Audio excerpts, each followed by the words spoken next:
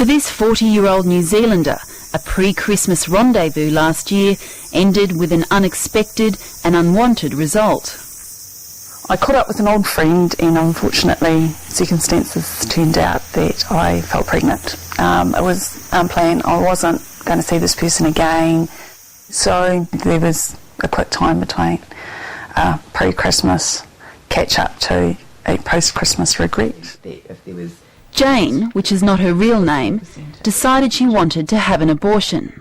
I'm not in a relationship at the moment. I separated last year, early on in the year. I've got 3 children. I'm a single mum. It wasn't appropriate for me to have another child at the moment. And I was clear in what I knew I needed to do. And it was still a really tough step though. After seeing 3 doctors and a counsellor, as required by New Zealand law, Jane decided to terminate her pregnancy using the abortion pill, known as a medical abortion. Did the availability of the medical abortion, of the abortion pill, in any way influence your decision to have an abortion? No, it didn't in any way. I'd made 2 decisions that I didn't want to go ahead and have. At this time I couldn't go ahead with this pregnancy. And going through that process, I then made a decision that I wanted to do this by having a medical termination. So, and that's a decision that I make as a preference for me.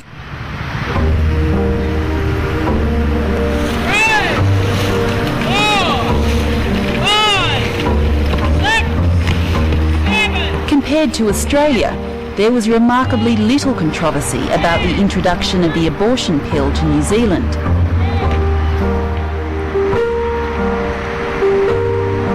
But it wasn't all plain sailing.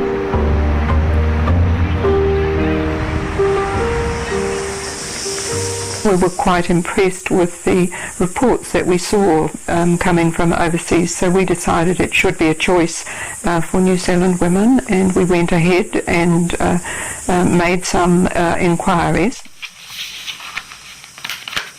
In the late 1990s, inquiries by women's health pioneer Dr. Margaret Sparrow revealed that, unlike Australia, there were no legislative barriers to the abortion pill being used here. But there was a commercial problem. The French manufacturer of the drug would only export it to a registered pharmaceutical company, and Dr. Sparrow couldn't find any company in New Zealand prepared to import the drug.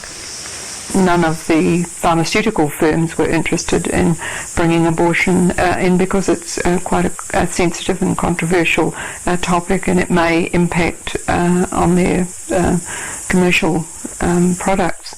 So you actually approached some of the big pharmaceutical companies? Yes. And what kind of things did they say? Well, they just felt that that was not something that they wanted to get involved with.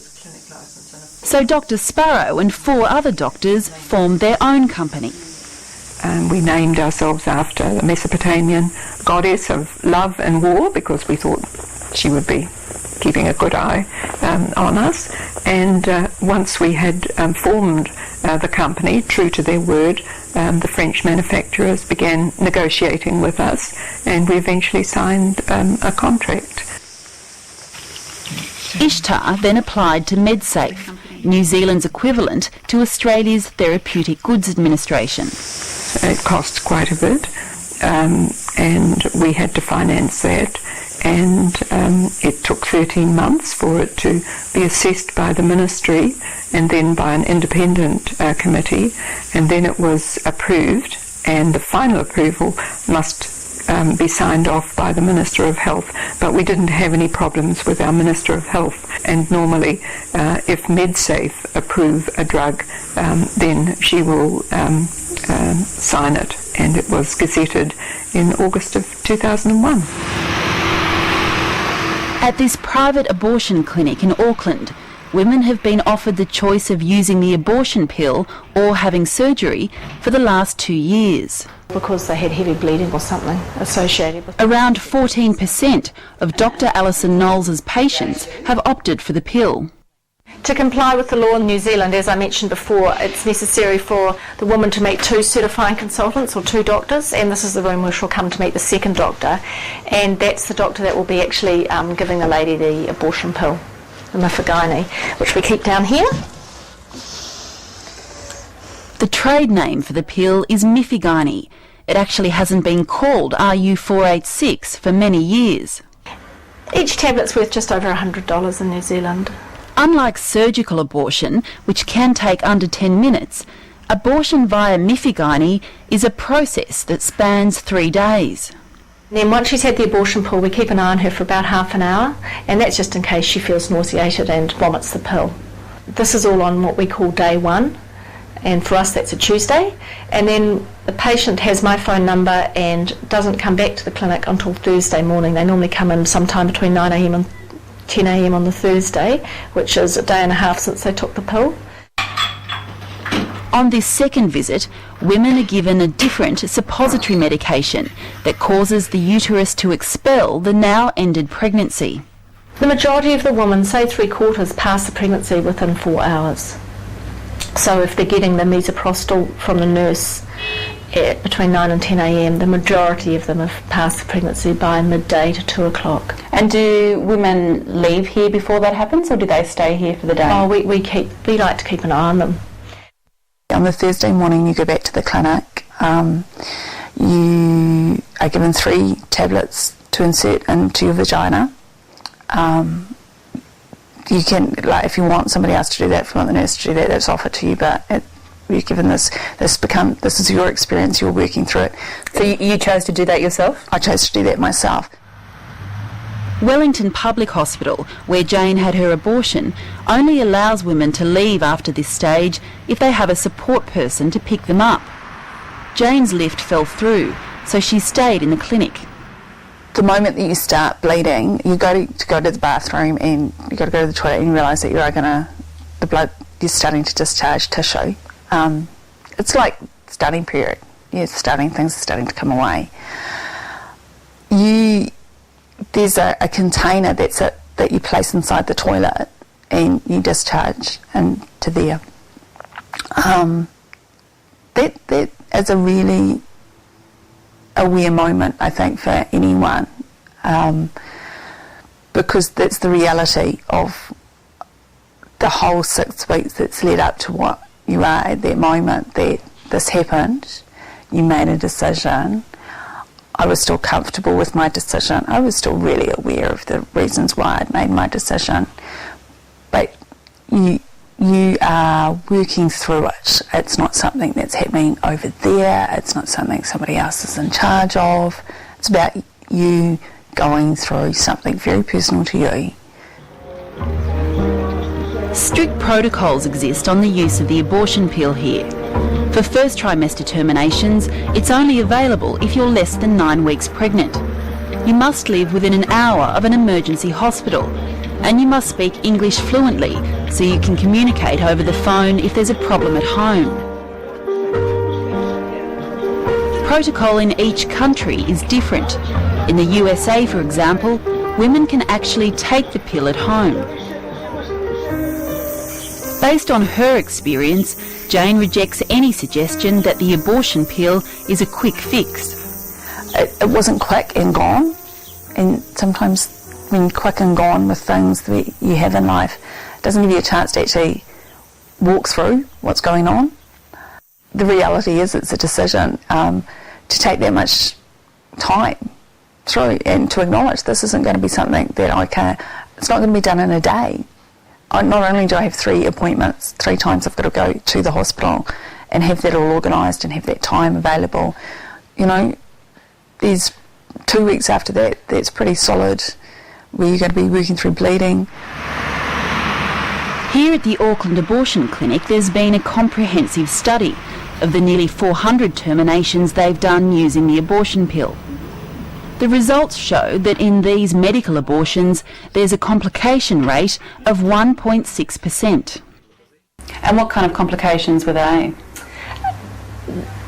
1.6% accounted for only a handful of patients, and there was one that needed to be admitted with an infection, and 2 or 3 had retained products of conception, and that's when there's a tiny amount of pregnancy debris left behind, i.e. an incomplete termination, and that can subsequently lead to bleeding or infection.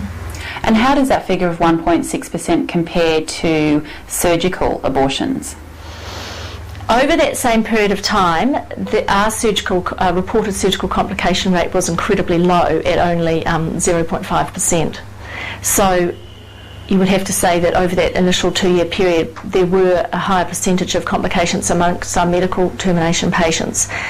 However, the seriousness of some of the complications that woman having a surgical termination experienced could be seen to maybe be more severe. We had one woman over that same period of time who unfortunately had a perforation of the uterus.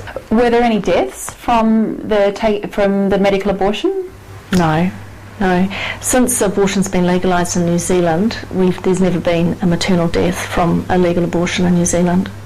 So what's your medical opinion on how safe it is based on the research you've done over the last couple of years? I think medical abortion in early pregnancy is extraordinarily safe if it's undertaken using strict protocols and follow-up of the woman. Other doctors who regularly prescribe the abortion pill in New Zealand say safety-wise it's no better or worse than a surgical abortion. Dr Carol Shand works at Wellington Public Hospital, where they've performed thousands of medical abortions. I think the safety is much the same. I think women need to be described the process and decide which they feel most comfortable with. In stark contrast to the at times hysterical debate in Australia, New Zealand seems to take a very pragmatic approach. Are the pros and cons huge over surgical or medical? No, I think it's just, it seems fair to women, where possible, to give them a choice of the procedure that they might need to have if they're needing to have an abortion. Women's Health Action can help. But how much choice do women seeking an abortion really have? And you're pretty sure that you want an abortion? Okay. This women's advocacy centre in Auckland takes calls from women who are wanting to know what their options are for dealing with unwanted pregnancy. For many, the abortion pill is not an option. I think we're lucky that we have medical abortions available in New Zealand as an option, but I don't think they're actually a real choice for many women. And why do you think that?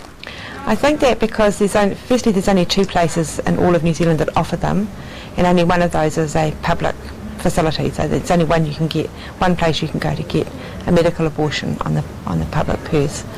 And I think also the kinds of conditions that have been put around it mean that it's also difficult for women to access medical abortions. In Auckland, you can only access a medical abortion if you're prepared to pay for it, and that's at the private clinic, which is between $1,000 and $1,200. But yeah, it's... Jane had her termination at the only public hospital in New Zealand that offers the abortion pill. I was really grateful that I was given the opportunity to do this. It has certainly made my recovery much stronger, I think, for me as a person. I feel very, I have the ability to sit and have this interview.